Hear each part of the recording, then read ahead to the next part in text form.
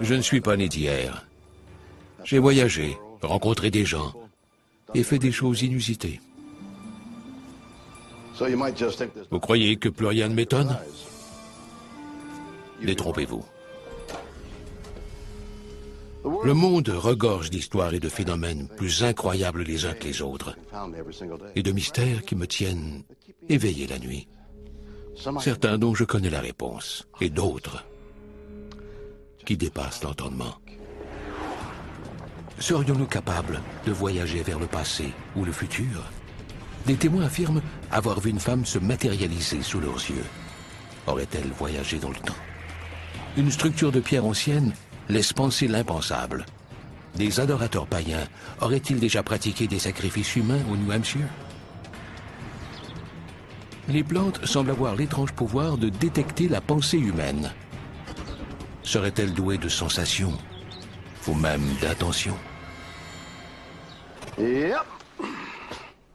C'est un monde bizarre.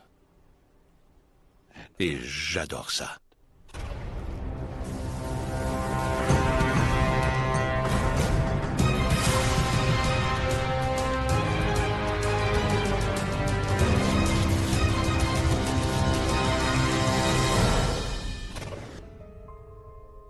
Attendez, désolé. J'étais absorbé par ce livre. La machine à explorer le temps, écrit en 1895 par H.G. Wells, qui a marqué la naissance d'un tout nouveau genre de science-fiction, le voyage dans le temps. Bien sûr, une tonne de livres, de films et d'émissions de télévision ont été produits sur le sujet et sur les paradoxes entourant le voyage dans le temps. Dommage que les voyages dans le temps relèvent de la pure fiction. N'est-ce pas?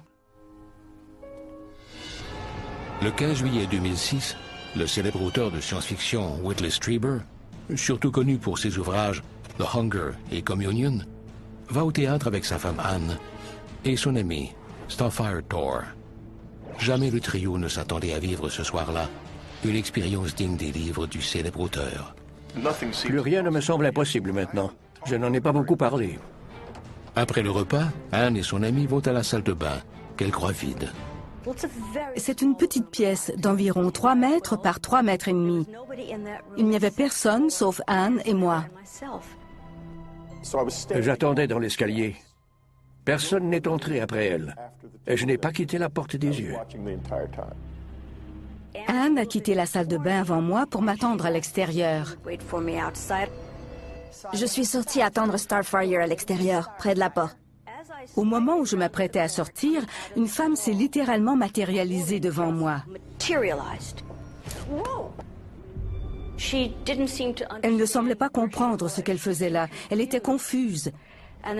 Puis elle est sortie. J'attendais à l'extérieur quand tout à coup, une femme est sortie. Je suis sortie et Anne s'est précipitée vers moi, très excitée, en s'écriant « Une femme est sortie, mais elle n'est pas entrée. Elle est sortie, mais elle n'est pas entrée. » C'était stupéfiant, car on savait que personne n'est entré pendant qu'on était là. Comment quelqu'un qui n'est jamais entré a-t-il pu sortir de là? Je n'ai vu personne entrer dans cette salle de bain. Qui peut bien être cette mystérieuse femme? Et comment a-t-elle pu sortir de nulle part? Pour les témoins, cette femme n'a rien d'un fantôme. Leur explication est encore plus inusitée. Quelque chose a modifié la ligne du temps, comme si quelqu'un avait fait une erreur au montage, ce qui a failli provoquer une collision. Voyons voir. 2 femmes entrent dans une salle de bain vide et 3 en ressortent. Cette mystérieuse femme serait-elle arrivée d'une autre époque? Bizarre, n'est-ce pas? À mon avis, c'est le phénomène le plus bizarre qu'on ait vu à ce jour. Aussi étonnant que cela puisse paraître, les voyages dans le temps pourraient être possibles, et on est sur le point de le prouver, grâce à un tunnel souterrain de 27 km situé aux frontières de la France et de la Suisse. Le Grand Collisionneur Hadronique, un tunnel de 27 km, conçu pour faire entrer en collision les atomes, en vue de recréer les conditions du Big Bang alors que l'univers avait moins d'un trillionième de seconde. Les scientifiques du Grand Collisionneur tentent de comprendre ce qui s'est produit à ce moment précis pour que l'univers devienne ce qu'il est aujourd'hui. Ils espèrent que ces recherches permettront de faire la lumière sur certaines questions de physique fondamentales encore sans réponse. Peut-être qu'on réussira à répondre un jour à ces questions cosmiques grâce au Grand Collisionneur. Que s'est-il produit avec le Big Bang? Est-ce possible de passer dans un trou noir? Le temps est-il malléable? Nous sommes à un tournant du progrès humain. Nous étions encore très primitifs au siècle dernier. Imaginez où en seront les ordinateurs et l'intelligence artificielle au siècle prochain. On vit de loin l'époque la plus intéressante de l'humanité, où on est sur le point de découvrir le secret de l'univers. En comprenant comment l'univers a été créé, les scientifiques pourraient trouver une façon de manipuler la structure de l'espace-temps et de voyager dans le passé ou dans le futur. Pouvons-nous vraiment manipuler le temps? Pour le savoir, il faut d'abord examiner le temps en soi. Isaac Newton percevait le temps comme une flèche pointant dans une seule direction, tout droit vers le futur. Albert Einstein a ensuite comparé le temps à un cours d'eau sinueux, dont le débit varie, et capable de tournoyer sur lui-même. Imaginez que vous êtes sur une rivière.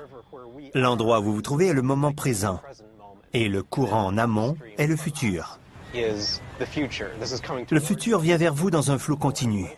Il est inévitable. Dans un instant, l'eau qui était en amont sera ici. Et tout ce qui se trouve en aval représentera le passé et tous les événements qui en font partie. C'est aussi simple que ça. Le futur, le présent et le passé. Serait-il possible de défier le fil du temps pour aller vers le futur? Ou de remonter le temps vers le passé? Voyager dans le temps est simple, en théorie. Il suffit d'arriver à destination plus vite que la lumière, de surpasser la vitesse de la lumière. Mais encore, Albert Einstein a calculé que la lumière se déplaçait à la vitesse constante de 299 792 458 mètres par seconde. Les navettes spatiales voyagent à 8000 mètres par seconde. Alors on a un léger problème. Mais on n'a pas perdu tout espoir de rencontrer un jour nos ancêtres. Les physiciens modernes se sont appuyés sur les travaux d'Einstein et ont découvert que si on ne peut rivaliser dans une course avec la lumière, on pourrait tricher en prenant un raccourci. Remonter le temps semble simple, du moins en théorie. Pour voyager dans le temps, il faudrait pouvoir courber la ligne du temps pour établir le contact entre deux points et créer un passage théorique dans l'espace-temps, un tunnel cosmique. Il y a deux univers parallèles. Peut-être qu'il est possible de faire le pont entre ces univers grâce à un tunnel cosmique, un raccourci, un peu comme le miroir dans Alice. Pensez à Alice au pays des merveilles. Elle passe sa main à travers le miroir et elle se retrouve dans un univers parallèle. C'est un tunnel cosmique. Mais comment manipuler la structure même du temps et de l'espace? Si on disposait de matière ou d'énergie négative, on pourrait créer une passerelle vers un autre point dans l'espace ou le temps. La science-fiction utilisait les cristaux de dilithium dans Star Trek. On croit aussi que certaines substances chimiques exotiques permettraient d'ouvrir ces passages. Mais pour nous, physiciens, c'est une question de matière et d'énergie négative. On peut créer de l'énergie négative en laboratoire. On l'a déjà fait en quantité microscopique, mais on n'a jamais vu de matière négative. Si on arrivait à trouver un météorite de matière négative dans l'espace, peut-être alors pourrions-nous ouvrir un passage vers un univers parallèle. Le problème, c'est que les technologies actuelles ne permettent pas encore de percer un trou vers une autre dimension de l'univers. L'idée consiste à réunir suffisamment d'énergie positive et négative pour déchirer la toile de l'espace-temps. Ce n'est pas évident. On parle ici de créer l'énergie d'un trou noir ou d'une étoile pour pouvoir courber la ligne du temps comme un bretzel. Impossible de remonter le temps ou de créer un tunnel cosmique, vous dites? D'accord. Voyager dans le passé peut être hors de notre portée. Mais étonnamment, la plupart des physiciens croient qu'il est possible, voire relativement facile, de voyager dans le futur. Comment appliquer la théorie de la relativité au voyage dans le futur? Ce n'est pas si compliqué. Enfin, ça l'est du point de vue technique, puisqu'il faudrait une navette spatiale extrêmement rapide. Si on en avait une, voici ce qu'on ferait. On partirait pour un long voyage pour revenir ensuite. Voyager vers le futur serait possible, car le temps se comporte différemment quand on voyage à grande vitesse. On appelle ce phénomène la dilatation du temps. Si vous voyagez assez rapidement, l'heure de votre montre différera de celle à la maison. Le même phénomène se produit quand on passe beaucoup de temps dans un fort champ gravitationnel, par exemple près d'un trou noir. En fait, cet exploit a déjà été réalisé. Le cosmonaute russe Sergueï Krikalev a passé plus de temps dans l'espace que tout autre être humain. De 1988 à 2005, il a passé 803 jours en orbite autour de la Terre, à grande vitesse. Le cosmonaute a atteint la vitesse de 27 400 km à l'heure. Rien de comparable à la vitesse de la lumière, mais assez pour être en avance sur son temps. La différence est minime, à peine 1/15e de seconde. Mais disons que s'il avait eu un frère jumeau resté sur Terre pendant ce temps, il aurait été légèrement plus jeune que son frère. Selon cette théorie, il serait donc possible de se propulser des milliers d'années dans le futur. Imaginez parcourir toute notre galaxie, la Voie lactée. Ça représente une distance énorme, d'environ 150 000 années-lumière. C'est très long. Vous commencez à accélérer à la force G, soit la force normale de la gravité, puis vous subissez une légère accélération, assez longtemps pour que votre vitesse augmente considérablement. À mi-chemin, vous commencez à ralentir, et après de nombreuses années, vous revenez au point de départ. Voilà le hic. Pour quelqu'un qui est resté sur place en attendant votre retour, il s'est passé 150 000 ans avant que vous ne rentriez. Mais de votre point de vue, à bord de la navette, il ne se sera écoulé que 23 ans. Impossible en pratique pour l'instant, les voyages dans le temps sont pourtant bien réels, en théorie. Et le grand collisionneur hadronique pourrait bientôt transformer la science-fiction en réalité.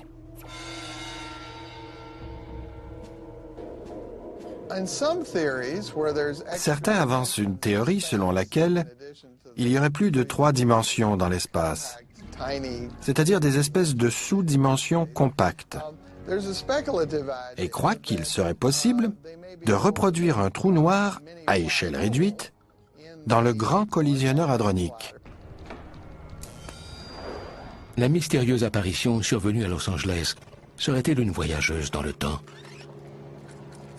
Peut-être venait-elle d'un futur où la science a élucidé les mystères de l'univers et manipule le temps à sa guise. Qui sait? Mes collègues physiciens et moi croyons que s'il est possible de voyager dans le temps, tous les paradoxes pourront être résolus si une nouvelle dimension s'ouvre à nous. C'est simple, il suffira de passer d'un univers à l'autre. Cela signifie également que les générations futures disposeront peut-être de l'énergie et de la technologie nécessaires pour créer une machine à remonter le temps. Alors si un jour quelqu'un frappe à votre porte en affirmant être votre arrière-petite-fille, ne lui fermez pas la porte au nez. C'est bizarre, ou quoi?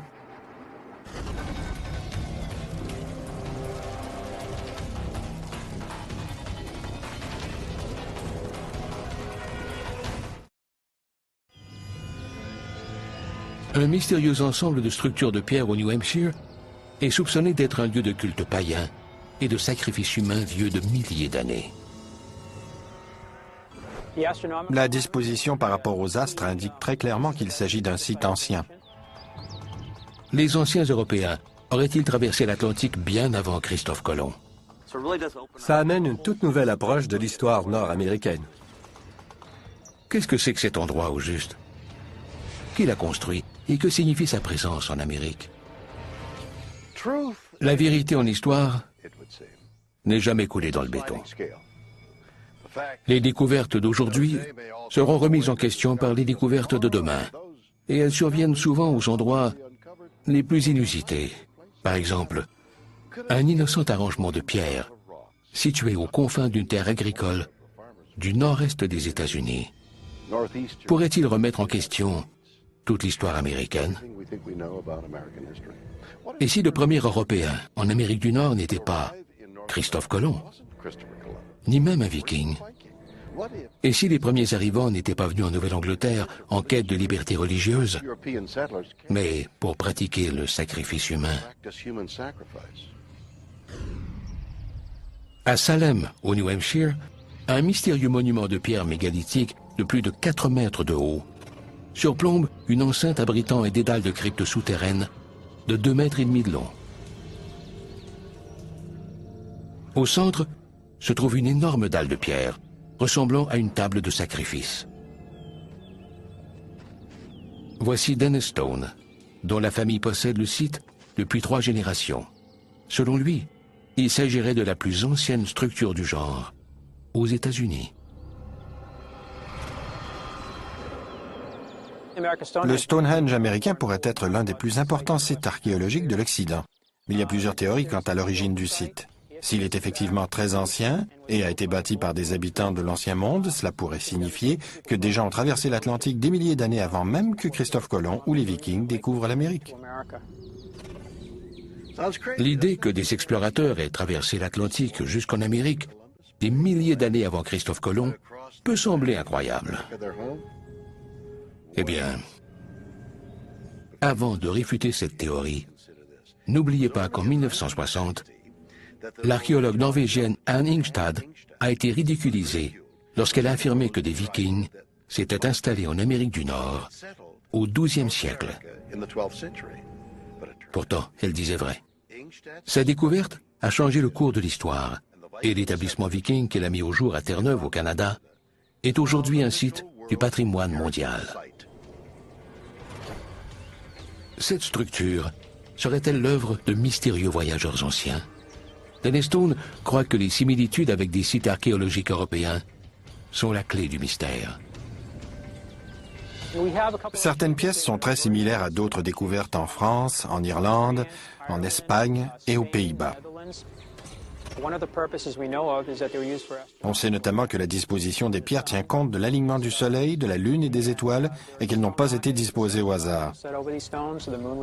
On suppose qu'elles ont été placées en fonction du lever et du coucher du Soleil et de la Lune et sont liées à des cérémonies religieuses. Elles tiennent également compte des solstices et des équinoxes. Les Celtes anciens et d'autres cultures érigeaient des pierres pour marquer ces événements. Les Celtes regroupaient de nombreuses tribus et dominaient la majeure partie de l'Europe centrale jusqu'à il y a environ 1600 ans. On retrouve des monuments de pierre qui rappellent ceux des Celtes, y compris des chambres funéraires, partout en Europe. On croit également que les Celtes sont à l'origine de Stonehenge, le monument mégalithique ancien le plus célèbre de l'Angleterre. Selon certains, il s'agirait d'un gigantesque outil astronomique, érigé d'après la position du Soleil et de la Lune lors des solstices. Les Celtes se seraient-ils installés en Amérique des milliers d'années avant Christophe Colomb? Dans les années 1970, Barry Filligan, professeur à Harvard, a découvert une pierre gravée ici. Et il a conclu que les inscriptions étaient du punique, une langue parlée à l'époque par les Celtes de la péninsule ibérique. David Brody est archéologue amateur. Selon lui, les Celtes, et non pas Christophe Colomb, ont été les premiers Européens à atteindre le Nouveau Monde. Certains croient à tort que les Celtes venaient d'Irlande. Ils se sont d'abord établis en Europe centrale, puis sur la péninsule ibérique. À mon avis, ce sont eux qui sont responsables de l'établissement du Stonehenge américain. Cet endroit est de plus en plus bizarre. Que se tramait-il dans ces bois il y a des milliers d'années? Que s'est-il passé ici au juste? Ce site de la Nouvelle-Angleterre A-t-il été érigé pour les mêmes raisons que les monolithes de Stonehenge en Angleterre? Serait-ce un monument de pierre soigneusement agencé par d'anciens Bretons à de mystérieuses fins païennes? S'il s'agit effectivement d'un monument religieux construit par les Celtes, Dennis Stone a une idée bien précise du genre de cérémonies qui ont pu avoir lieu ici. Cette dalle est une table de sacrifice. C'est l'un des principaux attraits du site. Elle mesure environ 2,75 m de long et 1,80 m de large et est supportée par 4 pattes en pierre. On peut voir que le contour est muni d'une rainure taillée dans la pierre pour permettre l'écoulement. Lors des cérémonies de sacrifice, les fluides s'écoulaient par la petite rigole pour être recueillis ensuite dans un vase. On en sait très peu sur les pratiques religieuses des Celtes. Mais les Romains qui les ont combattus, et même Jules César, ont souvent été témoins des sacrifices humains réalisés par les druides et les prêtres celtes pour honorer leurs dieux païens. La découverte de nombreux sites anciens de meurtres ritualisés en Europe vient appuyer cette théorie. La table de pierre de Salem présente une caractéristique encore plus étrange que Dennis Stone appelle le tunnel de l'oracle. Ce tunnel d'une longueur d'environ 2,5 m aboutit sous la table de sacrifice. La voix était sans doute projetée sous la table lors des cérémonies, de sorte que les témoins l'entendent et croient que Dieu ou un esprit s'adressait à eux. I am the God of the underworld. I accept your sacrifice. Remember, always obey the priest. Toutes les imposantes structures érigées par l'homme ont été construites pour rendre hommage aux dieux, que ce soit les pyramides, le Stonehenge en Angleterre ou la cathédrale Notre-Dame de Paris. Tous ces monuments ont été bâtis par l'homme à des fins religieuses, ce qui me ramène aux Celtes qui ont érigé des monuments partout en Europe, aussi loin que 500 ans avant Jésus-Christ. Et c'est sans doute ce qu'ils ont fait une fois en Amérique. L'Amérique, fondée par des Européens de l'âge du fer, c'est une théorie renversante, mais loin de faire l'unanimité auprès des experts. Depuis les années 1940, la recherche a fait ressortir de nombreuses différences entre les sites irlandais et ce site. Il y a des différences majeures sur le plan de l'architecture, de la structure et de l'assemblage. Spécialiste de structures préhistoriques en pierre, James Cage croit lui aussi que ce site est l'œuvre d'une civilisation ancienne. Mais d'après les gravures observées sur les pierres, il s'agirait plutôt d'un peuple beaucoup plus près de nous, les Indiens d'Amérique. Premièrement, on a retrouvé un nombre important de vestiges autochtones sur le site, allant de couteaux et de pointes de projectiles, des objets assez courants, à des récipients peints et des molettes. On a également découvert que des poteries étaient produites sur place. Il y avait une zone marécageuse tout près où on recueillait l'argile. On croit qu'ils fabriquaient les poteries et les cuisaient sur un feu non loin de là.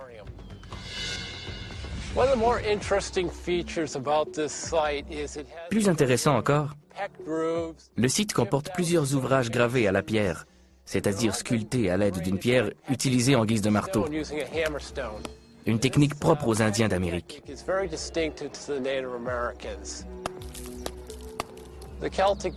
Les Celtes étaient une société plus avancée. Ils utilisaient des outils de métal et ils fabriquaient des objets en or. On s'attendrait donc à ce qu'ils aient utilisé une technologie plus avancée, et pas seulement une simple pierre comme marteau. La théorie des Indiens d'Amérique me semble parfaitement plausible, mais pas pour David Brody. Il n'est pas impossible que le Stonehenge américain soit l'œuvre des Autochtones, mais ce n'était pas dans leurs habitudes de faire ce genre de choses. Donc je crois qu'ils n'ont rien à voir là-dedans. Les Autochtones de cette région n'utilisaient pas la pierre dans leur construction. Ils se servaient d'outils de pierre pour construire leurs habitations, mais n'érigeaient pas de structures complexes en pierre. Ils construisaient des chambres de sudation, mais il y a trop de pièces ici. Les tribus autochtones ont vu beaucoup de leur patrimoine disparaître au fil de l'histoire en Nouvelle-Angleterre. Mais ils n'ont jamais revendiqué ce site comme ils ont fait avec de nombreux autres sites leur appartenant. Ce n'est pas impossible, mais à mon avis, c'est plutôt l'œuvre d'un peuple ancien de navigateurs européens.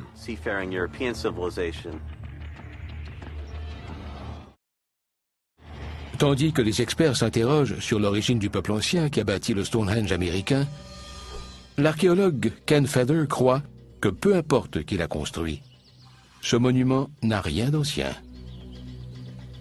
Des Celtes en Nouvelle-Angleterre il y a 3000 ans? J'en doute, mais pourquoi pas? Un site archéologique dont les habitants étaient si consciencieux qu'ils auraient emporté avec eux toute trace de vie? Impossible. Eh bien, on dirait qu'on est revenu à la case départ.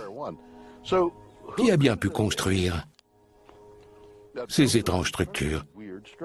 Les Celtes, peu probable. Les Indiens d'Amérique, peut-être pas. Et si, comme le veut une théorie beaucoup moins romantique, le site était l'œuvre d'une bande d'agriculteurs éméchés du XVIIIe siècle?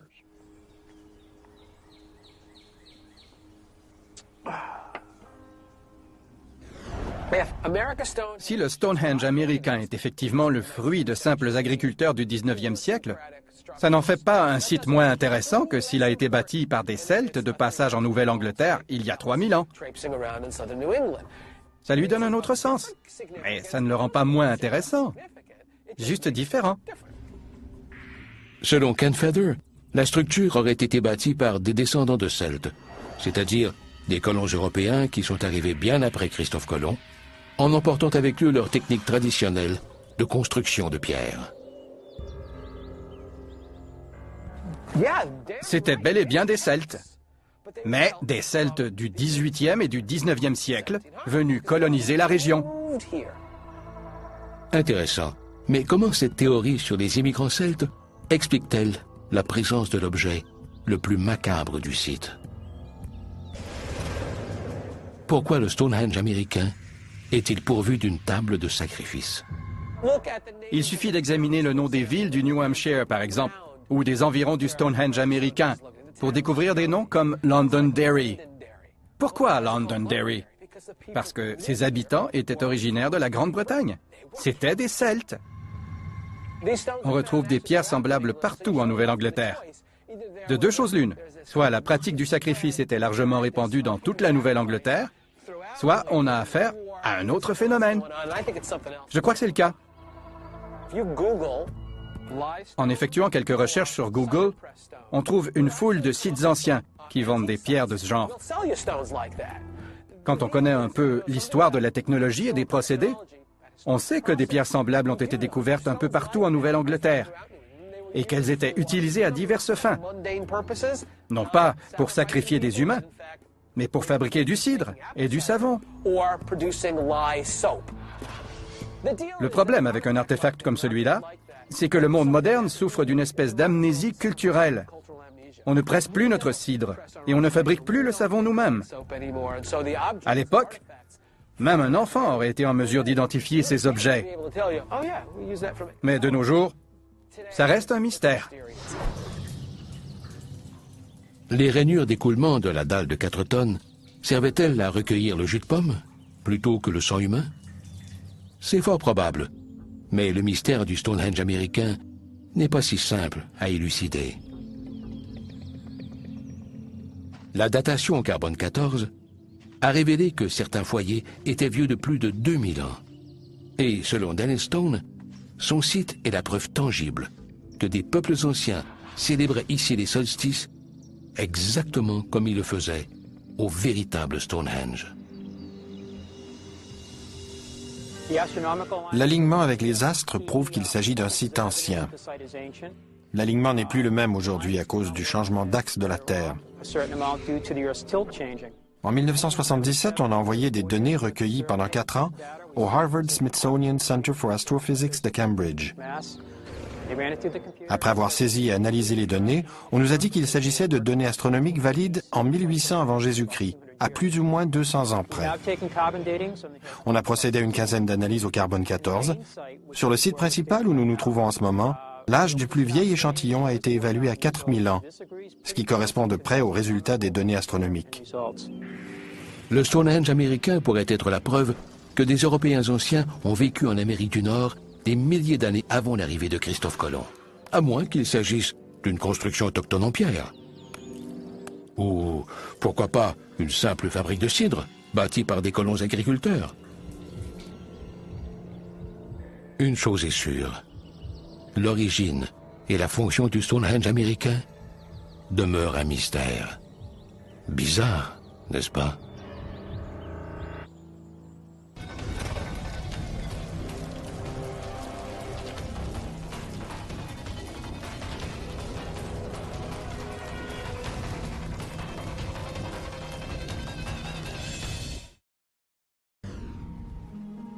La plupart des gens ne me croient pas.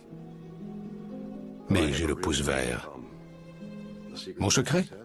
Je parle à mes plantes, je les caresse et je les soigne avec beaucoup d'affection. Pourquoi? Parce que je crois que comme les êtres vivants, elles ont des émotions, elles ont des sentiments, comme vous et moi.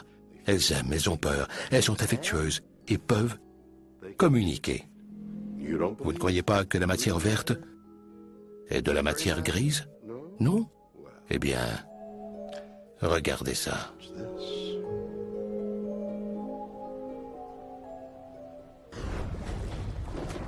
Parmi tous les différents organismes vivant sur cette planète, le bon sens voudrait que les mammifères soient les plus évolués, capables de penser, de raisonner et d'éprouver des émotions. Mais de nouvelles données étonnantes montrent que les plantes seraient aussi dotées de ces qualités. Plus mystérieux encore, elles auraient la capacité de perception extrasensorielle. Cela relève-t-il de la science-fiction? Ou est-ce la pure vérité? Des chercheurs tentent d'établir un contact avec l'espèce végétale. C'est bizarre, ou quoi? L'histoire commence en Italie, où Carlo Cictosi exploite un vignoble d'environ 10 hectares dans les collines de la Toscane. Amateur de musique, Carlo est reconnu pour égayer ses vendangeurs avec son accordéon.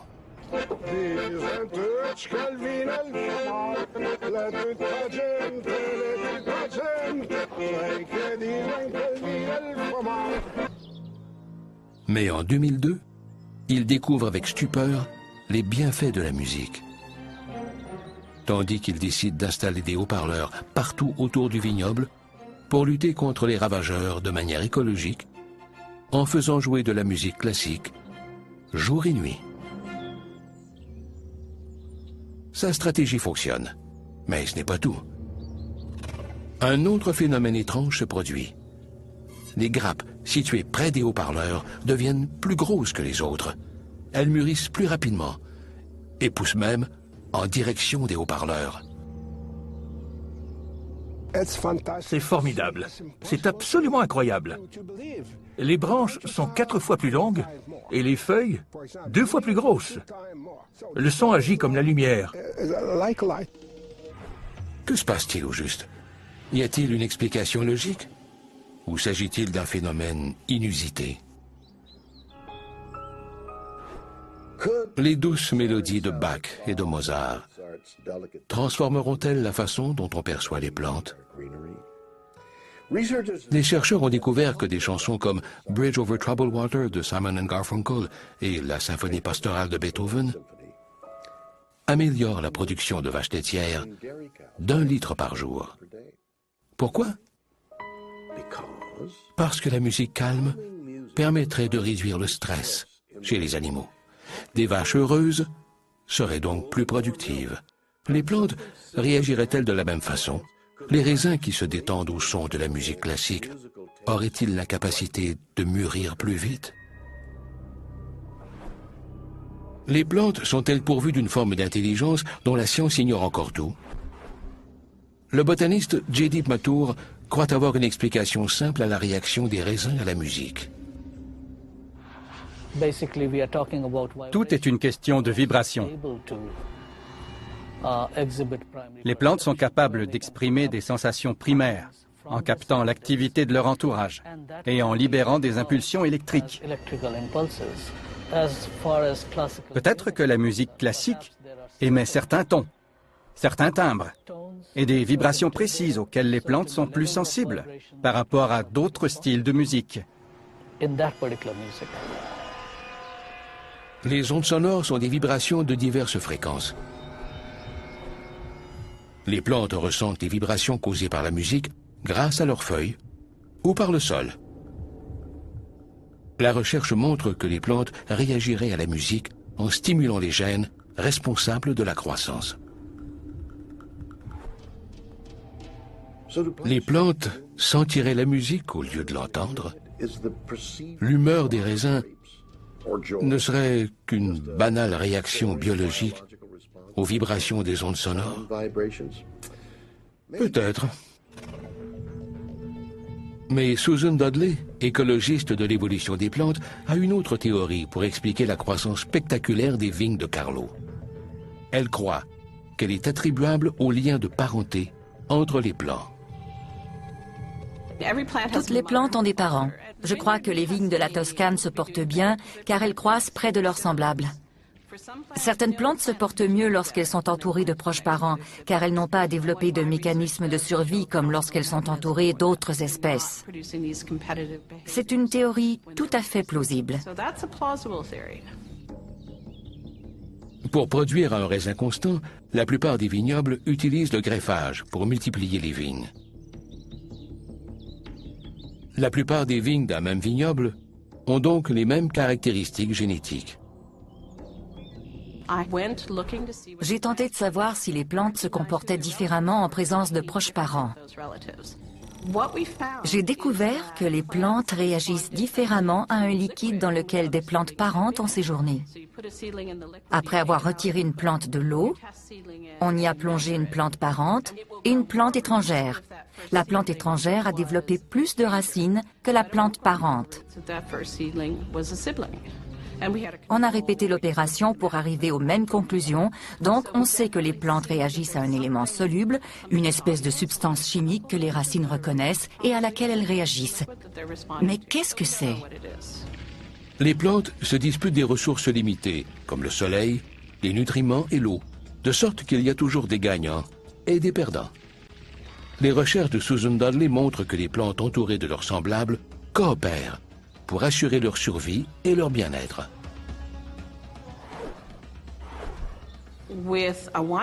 Les viticulteurs plantent généralement le même type de vigne. Donc, au lieu de se disputer les ressources parce qu'elles sont différentes, les vignes les partagent parce qu'elles ne sont pas en compétition. Attendez un peu. Permettez-moi d'être mi-figue, mi-raisin. Pardon. Un peu de sérieux. Et si les raisins de Toscane et les végétaux en général ne foisonnaient pas parce qu'ils aiment la musique, mais tout simplement parce qu'ils s'aiment entre eux? Cette théorie suffit-elle à expliquer le mystère du vignoble italien?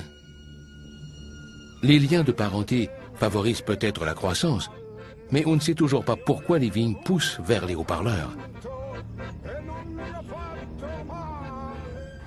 L'explication serait-elle digne des plus grands ouvrages de science-fiction?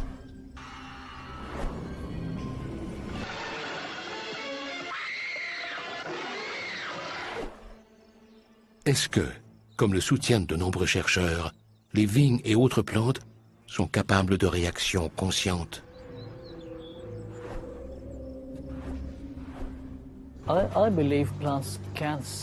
Je crois que les plantes sentent quelque chose.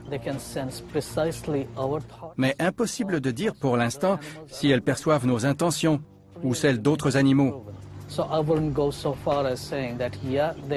Je n'irai pas jusqu'à dire qu'elles ont des capacités extrasensorielles.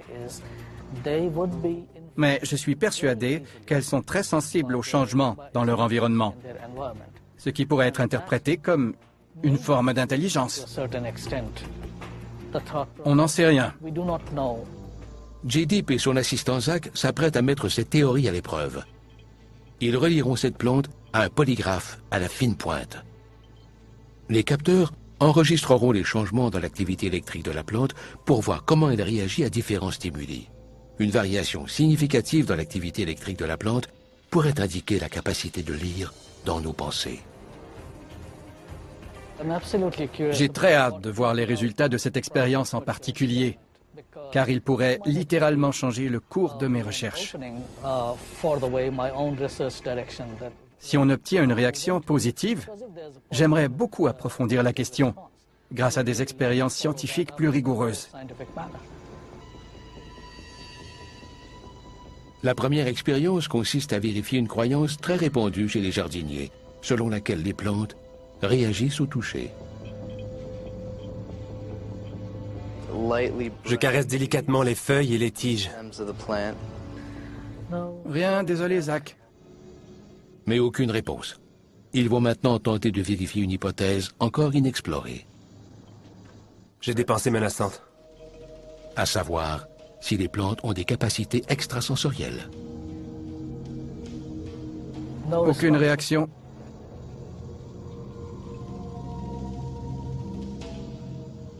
C'est tout ce que j'ai. Aucune réaction, n'est-ce pas? Faute de résultats, J.D. et Zach décident d'augmenter l'intensité de la prochaine expérience. Ils vont menacer la plante avec une arme. Coupe-la.